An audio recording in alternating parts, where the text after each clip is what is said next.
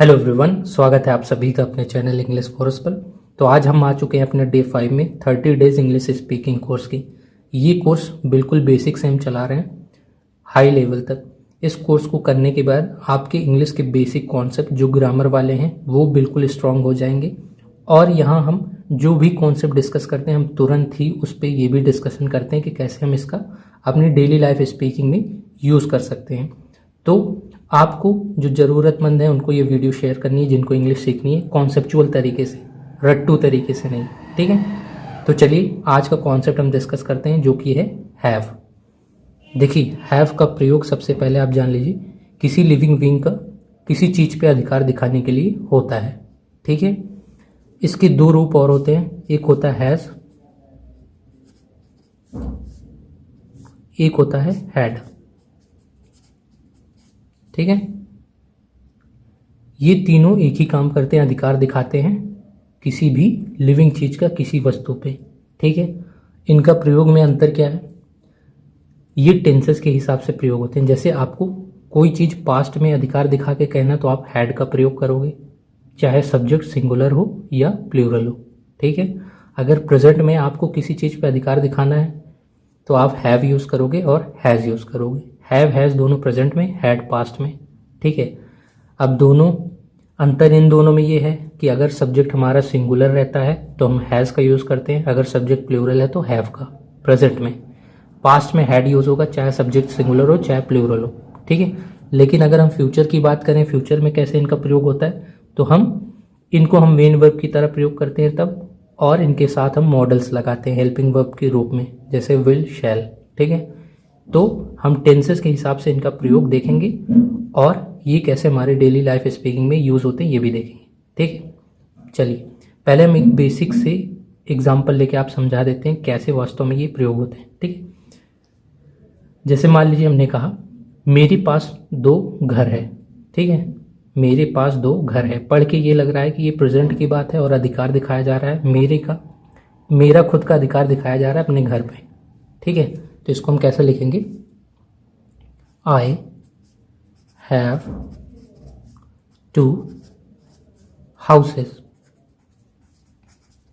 ठीक है, मेरे पास 2 घर हैं। अब समझने वाली चीज़ क्या है, जैसे देखिए हमने शुरू में बताया कि सिंगुलर सब्जेक्ट के साथ हैज़ आता है, प्लूरल सब्जेक्ट के साथ हैव। ठीक है, लेकिन पूरी इंग्लिश में हमारा आई एक ऐसा सब्जेक्ट होता है जो कि भले सिंगुलर जैसा लगता है। ठीक है, लेकिन इसको जो वर्ब हम देते हैं वो प्लूरल वर्ब देते हैं। ठीक है, तो यहाँ हैव आया, ये प्लूरल वर्ब मानी जाती है, इसको सिंगुलर वर्ब। ठीक, तो ये आपको ध्यान रखना है कि आई हमेशा स्पेशल केस की तरह कंसीडर किया जाता है, इसको प्लूरल वर्ब देते हैं। ठीक है, एक एग्जांपल अगर हम और लें, जैसे उसके पास एक कार है। ठीक है, प्रेजेंट का सेंटेंस लग रहा है तो इसको हम कैसे लिखेंगे? He has a car. ठीक है, ही हैज़ अ कार। अब यहाँ ही क्या है? ये सब्जेक्ट है जो कि सिंगुलर है। ठीक है, तो इसलिए हमने हैज़ लगाया अधिकार दिखाने के लिए, और किस चीज़ का अधिकार है? कार के ऊपर। ठीक है, तो ये हो जाएगा ऑब्जेक्ट, इसको हम कहते हैं ऑब्जेक्ट। तो यहाँ I have 2 houses, he has a car, दोनों पे अधिकार दिखाया जा रहा है, यहाँ आई का हाउसेस पे, ही का कार पे। ठीक है, ये तो बेसिक एग्जाम्पल हो गए। अब हम टेंसेस के हिसाब से, जैसे इनका प्रयोग हम पास्ट में कैसे करेंगे, प्रेजेंट में, फ्यूचर में, तीनों को डिस्कस करेंगे, तो एक एक केस करके। ठीक, तो पहले हम प्रेजेंट की बात कर लेते हैं, हम प्रेजेंट में इनका यूज़ कैसे करेंगे। अब देखिए 2 कंडीशन यहाँ से अराइज होती है। अगर प्रेजेंट में इनका यूज़ करके हमको अधिकार दिखाना है तो एक पॉजिटिव सेंटेंस बनता है, एक निगेटिव बनता है। ठीक है, तो पॉजिटिव सेंटेंस का क्या स्ट्रक्चर रखेंगे, निगेटिव का क्या, वो हम डिस्कस करते हैं। देखिए स्ट्रक्चर को आपको रटना नहीं है, बस एक आपको आसानी हो इसलिए हम स्ट्रक्चर पहले समझ लेते हैं। ठीक है, तो यहाँ हम लिखेंगे पॉजिटिव सेंटेंस अगर आपको बनाना है, और निगेटिव सेंटेंस हैज़ हैव का यूज़ करके प्रेजेंट में कैसे बनाते हैं। ठीक है, उसके लिए स्ट्रक्चर पहले आप रखोगे सब्जेक्ट। ठीक है, फिर उसके बाद आप रखोगे हैज़ या हैव। ठीक है, सब्जेक्ट के हिसाब से, अगर प्लूरल तो हैव, सिंगुलर तो हैज़। आई का केस स्पेशल है, वहाँ हैव ही लगाएंगे। ठीक है, ये हो गया, इसको हम कहेंगे ऑब्जेक्ट। अगर आपको नेगेटिव में करना है तो इसमें आप क्या रखोगे, जैसे सब्जेक्ट लगाओगे। ठीक है, प्लस आप लिख सकते हो does not have, does not have, ठीक है, ये लिख सकते हो, या आप लिख सकते हो डू नॉट हैव, ठीक है, फिर आ जाएगा ऑब्जेक्ट। ये आपको याद रखना है, ठीक है, रटना नहीं है, समझ जाएंगे तो बहुत आसान है। देखिए सब्जेक्ट शुरू में, बीच में नॉट नेगेटिव दिखाने के लिए अगर सिंगुलर सब्जेक्ट रहेगा तो यहाँ हम डज हेल्पिंग वर्ब रखेंगे और मेन वर्ब हैव, ठीक है। अगर सब्जेक्ट प्लूरल है तो ये पूरा केस नहीं आएगा, ये वाला आएगा, do helping verb not negative adverb, इसको हम कहते हैं क्योंकि ये नेगेटिव सेंटेंस बना रहा है, ठीक है। फिर उसके बाद हैव मेन वर्ब, दोनों के साथ हैव ही आएगी, बस इससे हम पकड़ेंगे कि हमारा सब्जेक्ट सिंगुलर है या प्लूरल है, ठीक है, डज और डू से, समझ गए। और आखिरी में ऑब्जेक्ट, ठीक है। अब दोनों पे अगर हम एक एक सेंटेंस बनाएं, जैसे मान लीजिए हमने कहा उसे तमीज नहीं है, ठीक है, उसे तमीज नहीं है, निगेटिव का सेंटेंस है और प्रेजेंट में बात हो रही है, तो जाहिर सा बात है नॉट का यूज़ करेंगे, और सब्जेक्ट सिंगुलर लग रहा है तो हम डज लगाएंगे, ठीक है। तो इसको हम कैसे लिखेंगे, जैसे एक तरीका, इसको देखिए दो तरीके से हम लिख सकते हैं। जैसे हम सीधा कह सकते हैं ही हैज़ नो मैनर्स, ठीक है, एक तरीका तो ये हो गया, ठीक। ये वाले तरीके से सीधा हम नो लगा दिए। अगर हम इस तरीके से लिखें तो हम कैसे कह सकते हैं ही, अब क्योंकि सिंगुलर है तो हम डज लगाएंगे, ठीक है। डज और डू में जिसको कन्फ्यूजन होती है यही क्लियर कर लीजिए। देखिए अगर सिंगुलर सब्जेक्ट है तो डज, प्लूरल सब्जेक्ट होगा तो डू, ठीक है। He does not have any manners, ठीक है, उसे कोई तमीज नहीं है, समझ गए। इसको हम दोनों तरीके से लिख सकते हैं, इस वाले तरीके से बीच में नो लगा के, या इस वाले तरीके से डज वाला, क्योंकि सब्जेक्ट सिंगुलर है। अगर प्लूरल सब्जेक्ट होता तो डू नॉट हैव लिखते, ठीक है।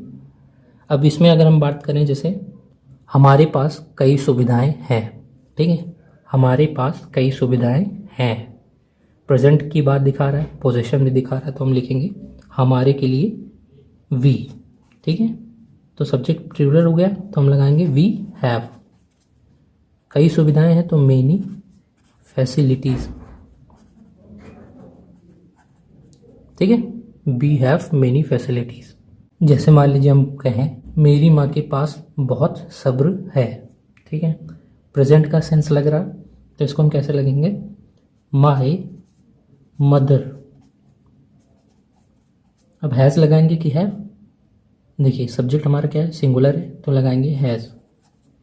My mother has a lot of patience.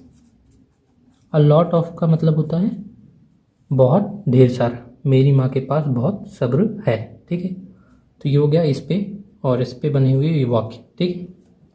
अब एक स्पेशल सिनारियो बनता है कि ठीक है, अगर जैसे हमको कुछ प्रश्नवाचक वाक्य बनाने हो तो हम कैसे बनाएंगे, तो आइए हम वो भी समझ लेते हैं। देखिए हम एग्जाम्पल से ही बनाएंगे, फिर उसे समझा देंगे, ठीक है। जैसे मान लीजिए हमने लिखा क्या तुम्हारे पास एक अतिरिक्त पेन है, ठीक है।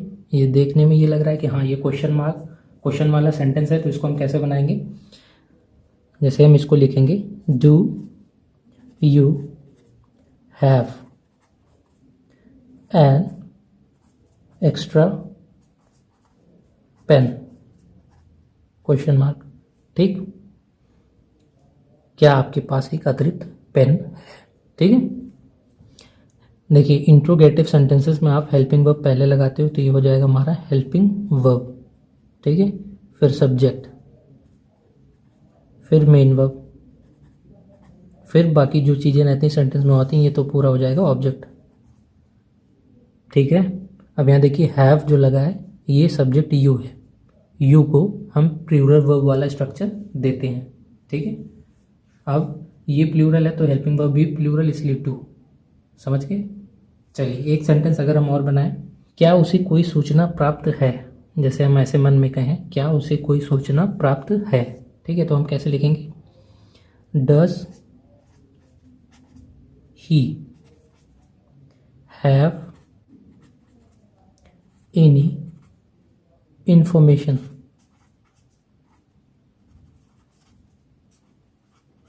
क्वेश्चन मार्क, ठीक है। अब यहाँ देखिए ही सिंगुलर है इसलिए हमने यहाँ डज लगाया, helping verb. Helping verb question mark वाले सेंटेंस में पहले आता है, ये भी प्रेजेंट की बात कर रहा है, ये भी, ठीक है। ये हो जाएगा मेन वर्ब, ये बाकी चीज़ें हो जाएंगी आपका सेंटेंस में ऑब्जेक्ट। अब जैसे मान लीजिए हम इंट्रोगेटिव सेंटेंस में ही अगर हम एक निगेटिव सेंटेंस बनाते हैं तो कैसे बनाएंगे। चलिए मान लीजिए हम एक सेंटेंस लेते हैं, क्या तुम्हारे दिल में उसके लिए जरा सा भी सम्मान नहीं है। ठीक, निगेटिव का सेंटेंस लग रहा है, क्वेश्चन मार्क वाला है और प्रेजेंट का सेंस दे रहा है। ठीक है, तो इसको हम कैसे बनाएंगे, डू नॉट, ठीक है, क्योंकि निगेटिव का है तो इसलिए नॉट लगाएंगे डू के बाद। ठीक है, you do not you have any respect for him, question mark. ठीक है, ये हो गया हमारा हेल्पिंग वर्ब, ये हो गया सब्जेक्ट, ये नॉट है निगेटिव सेंटेंस बताने के लिए, और क्योंकि सब्जेक्ट हमारा यू है तो इसको प्लूरल वर्ब देते हैं। ये मेन वर्ब है, ये हेल्पिंग वर्ब है, इसको भी प्लूरल वाली रखा गया है डू। ठीक है, बाकी चीज़ें सेंटेंस में एक तरीके से ऑब्जेक्ट बन जाएंगी। समझ गए। चलिए अब ऐसे ही हम प्रेजेंट का हमारा ये केस हो गया पूरा, इसको आपको अच्छे से ध्यान से पढ़ना है, फिर क्वेश्चंस और बनाने हैं अपने मन में सेंटेंसेस सोच के। ठीक है, आइए अब हम बात कर लेते हैं पास्ट में हम कैसे इनका यूज़ करेंगे।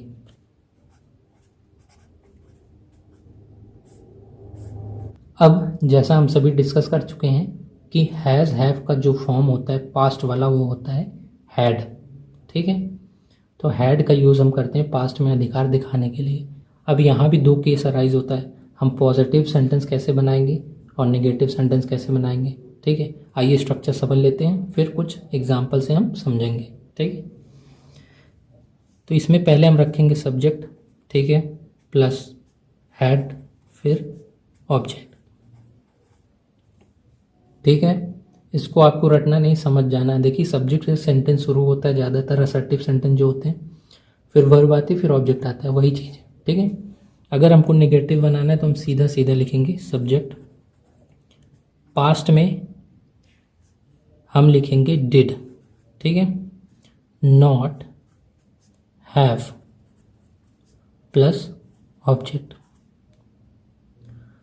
अब देखिए नेगेटिव हम एक तो इसी से सीधा बना सकते हैं, जैसे ये वाला subject plus had plus not plus object. ठीक है, एक तो इसी से सिमिलर बन गया, हमने बस बीच में नॉट लगा दिया। लेकिन जो थोड़ा स्टैंडर्ड फॉर्म यूज़ होता है नेगेटिव में पास्ट में हैड का यूज़ करके, वो ये वाला है। ठीक है, अब यहाँ आप सोच रहे होंगे हैड क्यों नहीं आया, हैव आ गया। इसलिए आया है क्योंकि जब कभी भी पूरी इंग्लिश में डिड हमारा हेल्पिंग वर्ब बनता है तो ये हमेशा अपने साथ वर्ब की फर्स्ट फॉर्म लेता है जो मेन वर्ब होती है।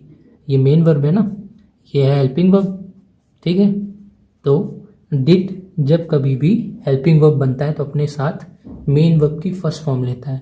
तो हैज़ हैव हैड में जो इसका फॉर्म है फर्स्ट वाला वो हैव माना जाता है। ठीक है, बीच में नॉट लगा दिए, यहाँ भी इससे भी निगेटिव बन जाता है लेकिन स्टैंडर्ड वाला ये है। ठीक है, अब चलिए हम कुछ सेंटेंसेस अपने मन में बनाते हैं। मेरे कई दोस्त थे, पढ़ के ये लग रहा है पास्ट का सेंस है, हैड का प्रयोग होगा।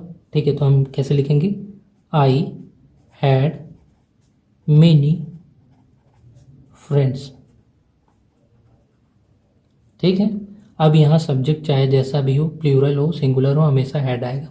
ठीक, अगर पॉजिटिव वाला सेंटेंस है तो उसमें कई अच्छाइयाँ थीं, तो इसको हम कैसे लिखेंगे, ही हैड मेनी वर्चूज।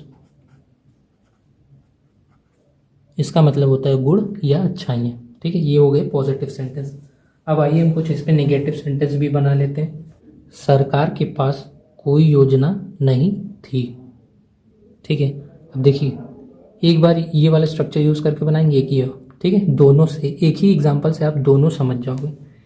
चलिए पहले हम इससे बनाएंगे, द गवर्नमेंट, गवर्नमेंट को हम GOV भी लिखते रहे। ठीक, हैड नो प्लान, सरकार के पास कोई योजना नहीं थी। पास्ट का सेंस देना है तो हैड का यूज़ करेंगे ये वाले स्ट्रक्चर में। ठीक, अगर हम इससे बनाए तो the government did not have any plan. ठीक है, उम्मीद करते हैं आप समझ गए होंगे। या तो ये स्ट्रक्चर आप रख लो, या ये दोनों निगेटिव सेंस देते हैं, ये वाला पॉजिटिव सेंस।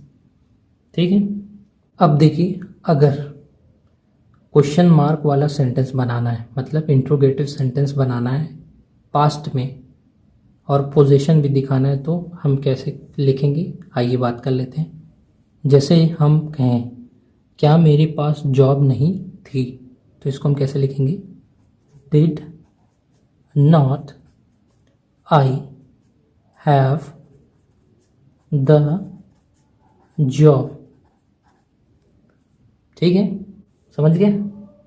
तो ऐसे आपको इंट्रोगेटिव सेंटेंस बनाना है। शुरू में आप डिड रखोगे, नॉट नेगेटिव दिखाने के लिए, ये सब्जेक्ट, ये मेन वर्ब, ये ऑब्जेक्ट। ठीक है, आइए अब हम फ्यूचर में बात कर लेते हैं कि हम कैसे इनका यूज़ करके अधिकार दिखाएंगे चीज़ों पे, उसका स्ट्रक्चर क्या होगा।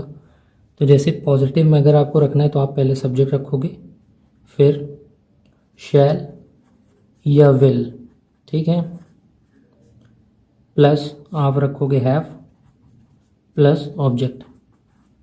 ठीक है, अब शैल और विल ये जो होते हैं मॉडल्स होते हैं, मूड बताते हैं सेंटेंस में, और इनको हेल्पिंग वर्ब की तरह ट्रीट किया जाता है। ठीक है, और ये जब भी सेंटेंस में हेल्पिंग वर्ब बनते हैं तो मेन वर्ब अपने साथ हमेशा फर्स्ट फॉर्म की लेते हैं। तो फर्स्ट फॉर्म इन तीनों में से हैज़, हैव, हैड में से हैव को माना जाता है, इसलिए हैव रखा गया। ठीक है, अगर आपको जैसे नेगेटिव सेंटेंस बनाना है इन पे, तो आप क्या रखोगे, सब्जेक्ट रखोगे, ठीक है, फिर शैल या विल प्लस आप लगाओगे not plus have plus object.